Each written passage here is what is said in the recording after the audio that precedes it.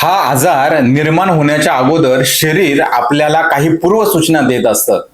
त्याला आपण पूर्वरूप असं म्हणतो. शरीर आपल्याबरोबर संवाद साधण्याचा प्रयत्न करतं बरं का.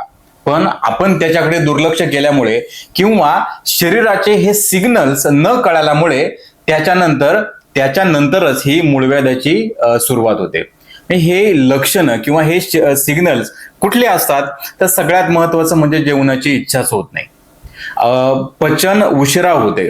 आम्लपित्तासारखे आजार होतात. सारखे आंबट ढेकर येत राहतात. पोटात आग पडते.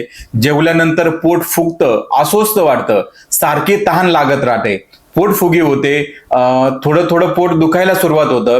त्याबरोबर ग्रहणीसारखा आजार होतो. बसरट मल तयार होतो. सारखं सारखं टॉयलेटला जावं लागतं. पोटातून सारखे आवाज येत असतात.